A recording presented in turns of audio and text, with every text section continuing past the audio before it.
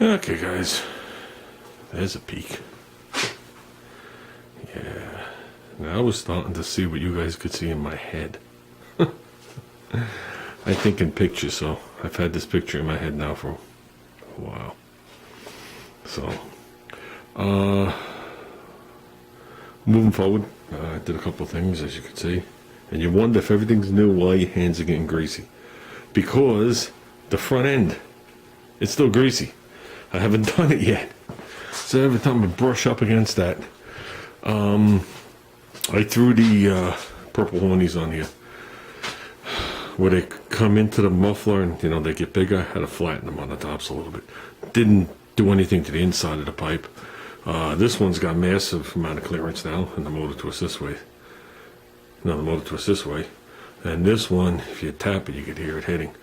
I could use a little more persuading, but I think it would need a little warming to persuade. So it's not just the top, it's a little on the side I need persuading. We're going to leave those on there. As I can just continue on. So there's mufflers on here, so when we fire it up, this is some kind of mufflers. I'll show you what they are. I mean, you guys know what they are, but I'll show you. Have a look. They look just like that. We only have one head of gasket on. This one broke in half when I was putting it on. But there's also the one I have to take back off, so there's the other one under there. So that'll be fine. That'll be nice and loud. But it'll be quieter than open headers. So, got my spacers on, just marking everything up. Those are 2 half-inch spacers. It's actually a 1/2 inch and a 3/8. We were looking for a 1-inch spacer, but that Barry Grant nitrous plate is 3/8. So, between that and the extra gasket, you're about 1 inch. Got to get it above the dividing wall. So studs are too short, which I knew. But none of that's my concern. I just wanted to make sure, because I marked this up 1/2 inch lower, want to see if anything would change. At least anything that would bother me, like redesigning this. And this is good, it's just laying in there. But when you nail it, it works right. I'm gonna leave it like that, or else I'll forget and rip the carburetor off. It is amazing that the factory one works. All we had to do was bend that up a little bit, and obviously modify it to make it fit the head, because it doesn't fit 1970 heads. But I still have a little more adjustment on there. This seems to be the 2-barrel one, and that seems to be the 4-barrel one, and then all this sliding room to compensate for the fact that the carburetor is much higher than factory, obviously. But what's nice is the throttle bracket gets raised up with the carburetor when they do it. So if there was ever any kind of linkage problem, which there shouldn't be, I could start putting spacers under here. But since it's all raised up together, we're good. That's about all I've done. And that's it. I just want to take the fenders covers off and get a good look. I am going to start working on, I'm going to be working on everything and things in between. I want to put the butyl tape in there, get that done. I want to get the blower motor done. I want to get that bolt done. I'm going to go inside the car, see if I can just screw that screw out if it's accessible.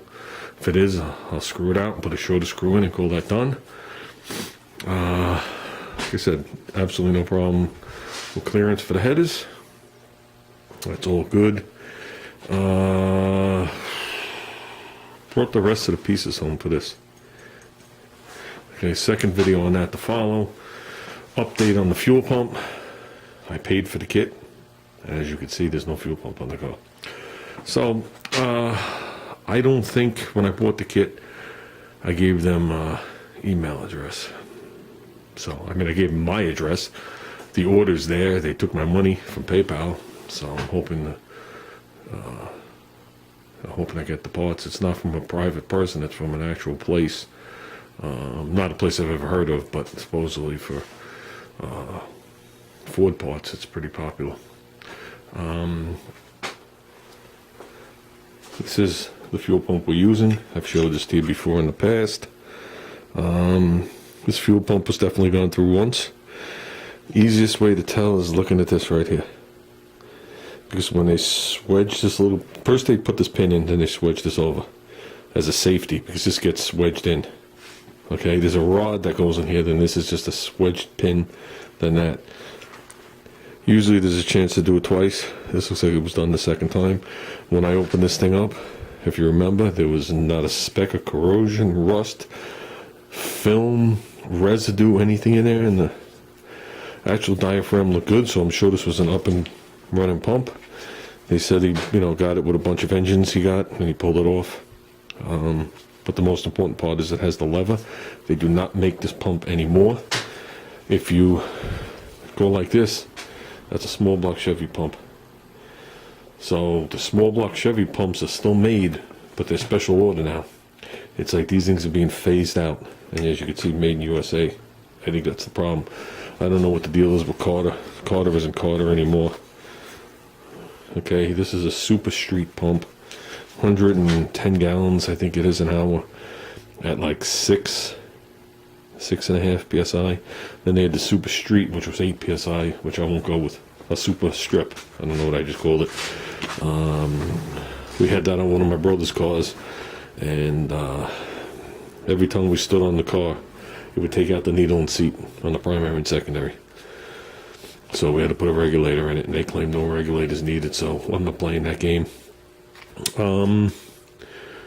But the kit comes with everything you need to rebuild this, if you have a good core, which I do.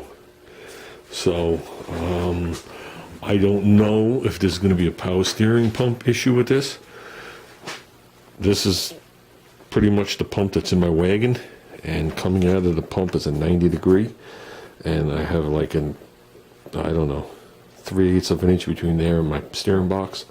And that's another reason I got solid mounts in the car.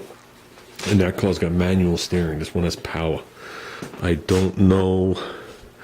It looks very far away to me, but the engine compartments are all the same width. But that looks pretty far. So we'll see. Because the pump that I had in here before pointed straight up and went behind. So if this becomes an issue, then my only option is an electric pump, and I don't want to do that. I don't like electric pumps. So like I said, when we get this, we'll clean this thing up. We'll get all the paint. I'm sure this paint comes right off. Clean this bad boy, put it back on there. It'll look brandy new, and we'll be good to go. So, okay. That's it. Camera's broken. Officially, this camera's broken. It fell before. All my videotape is gone that I did earlier. It will not take pictures now. So the handful of pictures that are in the camera is all that's left. I haven't been using this and the other one together because I can't intermingle the files. It will not download them as one. So that means anything from this point on, if I start using the other camera, I can never combine it with the other video. That's my problem.